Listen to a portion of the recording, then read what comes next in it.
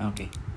Alright guys, so ngayon naman is the resultant of parallel force system. So again, concept muna tayo bago tayo dumako sa sample problems. Okay, so in this case, okay, let's talk about the resultant of the parallel force system. And again nga, ulitin ko lang to, the forces whose line of actions are parallel. O, yun lang naman yung common natin dito. Okay, kailangan para masabing parallel sila, yung 3 or more forces na yan is nag-act, okay, with forming perpendicular angle with one another. So sabi ko nga sa inyo, either which axis yan, basta nag-act parallel with each other, yun na yun. Okay, parallel force system na kino-consider natin doon. Okay, now for parallel force system, the general concept of a parallel force system consists of parallel forces which can be in the same or opposite in direction. Unang postulate or unang condition natin, pwede daw na yung force mo is in opposite or same in direction. Una yun. Okay, force direction can be arbitrarily chosen, either positive or negative. That is, if a particular direction is considered as positive, then the opposite direction is negative. So, in our case, kapag papunta sa kanan, positive. Pag papunta sa taas, positive. Otherwise, negative. So, yun naman yung common sign convention natin. So, I think hindi naman na natin kailangan ng additional concept pa for that. Okay? The resultant of parallel force system is simply the summation of all forces in the system and is said to be completely defined if its magnitude, direction, and line of action or location are known. Guys, ang pagkuha ng magnitude natin is basically the summation of all the forces na nag-act along that parallel along a certain axis. Okay? For example, along Y ka lang. Ayan, pag ganyan lang yan. Okay? Sabihin, this is 1, 2, 3. O, F1, F2, F3. Tama? So, siguro, force natin, ang resultant natin dito is equal to F1 plus F2 plus F3. Okay? Pagpa-plus-plusin mo sila, pwede mo na mag-plus-plusin yan kasi nga nasa isang axis naman sila. Paano naman kapag halimbawa yung force mo is along X naman? Okay? So, this is 1, 2, 3 or F1, F2, and then F3. Yung resultant mo naman dito is equal, dito lagyan natin ng RY, ito lagyan natin ng RX, F1 plus F2 plus F3. For example, naka-incline naman sila. Para naman yun, sir? For example, naka-incline sila, nakaganyan. And then, yung force natin is nag-act na ganito. Okay, we have F1, F2, F3. Ang tatandaan nyo lang guys lagi dyan, as long as wait lang, wag yan. As long as same yung angle mo, for example, this is 45, this is 45, this is 45, still, makaka-form ka pa rin dyan ng perpendicular distance with one another. Tama? So, ibig sabihin, yung resultant mo dyan, yung R mo dyan, is simply equal to F1 plus F2 plus F3. Given na nag-act sila with the same position with each other. So, yan lang naman. Ganyan lang naman kasimple yun. Now, for the location naman, usually kasi, i-identify natin kung nasaan ba yung location nung resultant ng mga parallel forces natin. Tama?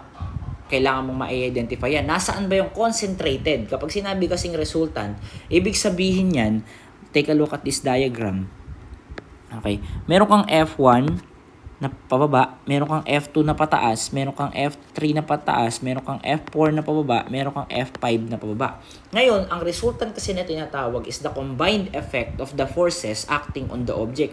Kumbaga, pag sasama-samahin mo ngayon yan into one component, ang tawag natin dun guys ay eto, the resultant. Okay? Resultant yung tawag natin dyan.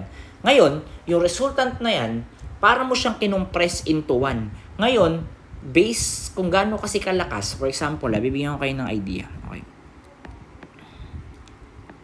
Okay. Meron ka ditong, teka lang. Meron ka ditong, for example, this is Wait lang. Halimbawa, this is A, this is B. Tapos meron ka ditong 6 meters. Okay? Ngayon, okay? Kung yung force mo, meron ka ditong 5 kilonewton, tapos dito is meron kang 7 kilonewton. Tingin mo saan mas mabigat yan? Dito sa side na to, for example, this is 3 meters. Wait lang. 3 meters hanggang dyan, and then 3 meters dito. So, tingin mo saan mas mabigat yan? Dito sa portion na to o sa kabilang portion na to? Of course, dito sa kabila. Kasi aside from 5 kilonewton, meron ka pang 7 kilonewton dyan. So, ibig sabihin, yung resultant mo dyan, may sigurado dito yan magfo-fall. Dito magpo-fall yung resultant mo dyan. Okay, kasi dyan, pag pinag-combine mo yung effect ng force, dyan mabigat. Dito sa portion na to. Okay? Diyan mas bibigat. Ibig sabihin, yung resultant ng force mo na yan, diyan concentrated. O ganun lang naman yun, guys. Ngayon, para mahanap daw natin, okay, ala pa kasi tayo sa moment, this is tinatawag as the Varignon's theorem. Okay? Whereas, yung resultant mo, ito, yung R mo na yan, itong R mo na yan, times the distance niya from the origin. Halimbawa, ang origin or yung point of consideration natin na hinahanap is from A. Ibig sabihin, ano daw yung location from A? Ibig sabihin, yung distance niyan, yung perpendicular distance niyan dito, okay? Okay? Ito yon. So, R times D. And then ngayon, equal daw yan doon sa may summation naman niya, summation ng force ng each forces times this perpendicular distance. For example, ito ay D2. Okay? Ito ay D3. From ano yun From origin lagi sukat nun. O, halimbawa naman, ito ay D4 hanggang dito sa 4. Tapos for D5 naman, hanggang dun sa 5. For example, this is D5. Okay, wait lang. Ay, hindi pala nga ano yan kasi hindi pala kasama. Ayun. Ang ibig lang sabihin nun, guys, and so on. Ngayon, kung titingnan nyo mabuti, ibig sabihin pala yung summation ng R times D is equal to F1.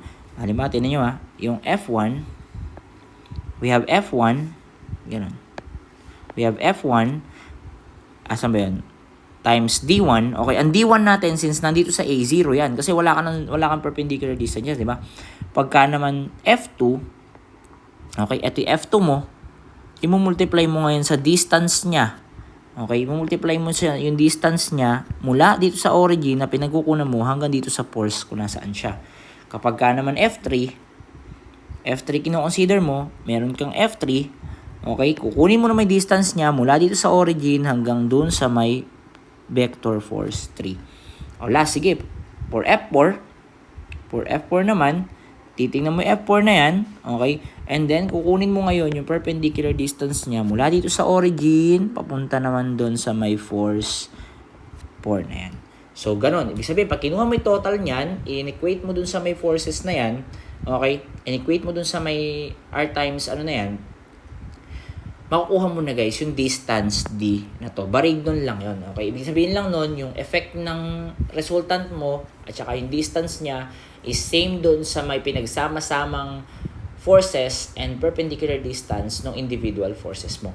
Okay? At saka, note natin dito, always remember or include the sign. So, tingnan nyo mabuti yung sign. Dahil napakahalaga niyan, dahil nga mag-vector addition tayo dito. I-consider nyo din yan, yung sign na yan sa pagkuha ng location using the Varignon's theorem. By the way, this is called the Varignon's theorem. Okay? Varignon's theorem. Kita natin. Okay. So, yun. Okay na. Then, next is the parallel force system. There are cases that the structure or an element of it is acted upon a set of parallel system distributed uniformly at a constant or varying intensity along a certain distance. Below are most common force distribution. Okay, tingnan nyo mabuti For example, ito yung beam natin. Ayan yung beam. Ngayon kasi, ang beam kasi natin is masasubject siya sa uniformly distributed load. Bakit? Kasi along this span, may nakakarga sa kanya, di ba? Okay? Meron ka ditong mga parallel forces na ang ibig sabihin yan, meron ka daw 1 Newton sa kada isang metro. Ibig sabihin, for this, halimbawa, this is 1 meter, meron kang 1 Newton force. Ayan o, 1 Newton, Newton, Newton, Newton, Newton. Pero hindi mo bibilangin yan. Basta ang nakalagay lang dyan is kung ilang Newton per meter yung kinakarga ng structure mo. In this case, paano natin makukuha yung resultant niya? Yung resultant nito guys, madali lang siya. Ano yun? Bakit? Ano ba yung shape na nabubuo niya? Okay, ano ba yung shape na nabubuo niya? In this case, ano yung shape yung nabuo? Okay? Kung titingnan nyo mabuti, di ba nakabuo tayo ng rectangle? Kung nakabuo tayo guys ng rectangle, ano ba yung area ng rectangle? Okay? Simply, yung resultant natin is the area ng shape ng distributed uniformly or varying load. In this case, yung resultant natin dito is equal to the area ng rectangle. Ano yun? Base times height. Ang base na tinutukoy natin is the length L. Ito yung base ng rectangle natin, di ba? Itong length L na yan. Yan yung haba ng natin. So, we have base times yung height natin is the intensity W. Ito yung tinutukoy natin dyan. Itong portion na yan. Okay, yung height natin. Itong intensity na yan. Okay? Yung W na yan, yan yung naka-Newton per meter natin. So, ano ba yung resultant? Di ba, ang unit natin for resultant is simply in Newton lang. So, tingnan nyo mabuti paano ba nangyayari yan. Kung gano'n gagawin natin, yung R natin, halimbawa, R natin, ano yung unit ng length? We have meter. I-multiply mo yan ngayon sa Newton meter na unit nung weight nung uniformly distributed natin, di ba makakancel tong M? Therefore, yung resultant natin is equal to Newton na lang. So, okay na. And then, guys, ganito. Paano naman yung location? Ang location, guys, ng rectangular natin, lagi nyo tatandaan to, ang location ng resultant ng rectangular natin, okay? Okay? Yung D natin is equal to L over 2. Ayan, guys, yung location natin ng ating resultant. Ito yon, etong ano na yan. Ibig sabihin, kapag meron ka rectangular uniformly distributed load, yung resultant niya is laging nasa gitna. Okay? Okay na tayo dyan. Now, for triangular distribution, okay? For triangular distribution naman, okay? Kung titingnan nyo mabuti, okay? Ibig sabihin lang na to, nagva-vary, okay? Nagva-vary, guys, yung ating forces. Okay? Nagbabari yung force natin. Ay, saan papangit? Ibig sabihin, nagbabari yung forces natin ng ganyan. Ibig sabihin, from 0 sa pinakauna, unti-unting tumataas yung loadings mo hanggang makarating tayo dito sa W, okay, or load natin na Newton per meter. Or varying load natin. Okay? Ito ngayon yung intensity natin, W na yan. Okay? Now, paano naman natin makukuha yung resultant ng ating varying distributed load? Anong shape ba yan? Triangle. Tama. So, ano ba area ng triangle? Ang area ng triangle is 1/2. Ano yung base natin? Length. Tama. And then, the height na W. O, kung kukunin ulit natin yan, ipoprove ulit natin, this is 1/2. Ano yung ano?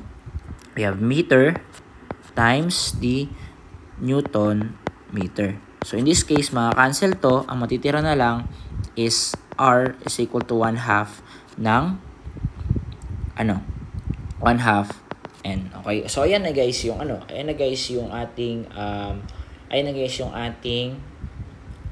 derivation kung paano ba. Basta laging tatandaan kapag kukuha tayo ng resultant ng triangularly or uniformly varying load, always always area lang. Okay? Area lang nung ating loadings. Next is for the distance naman. Ito lagi yung tatandaan For the distance, dalawa yan, di ba? Okay, dalawa yan. Pag nagmula ka dito sa pinakababa, Look, pag nagmula ka dito sa pinakababa na yan, okay, at bibilangin mo yung length niya mula sa pinakababa ng triangle hanggang dun sa may resultant mo, yun ay 2/3 ng length from 0. Okay? Yung D mo naman is 1/3 nung length. If magmumula ka naman dito sa mataas, papunta dun sa resultant mo, 1/3 of L. Okay? From the highest point. Okay? So, dun mo ngayon mananavigate or dun mo malolocate yung resultant natin na to. Okay? And then, for trapezoid, okay, for trapezoid naman kasi guys, tuturuan ko na lang kayo, pwede nyo kasi hatiin yan. Okay? So, tingnan nyo na lang yan, aralin nyo, basahin nyo mabuti kung paano ba siya ginagawa. But, in our sample problem, okay, i-discuss naman natin siya. Okay, so let's proceed to the sample problem.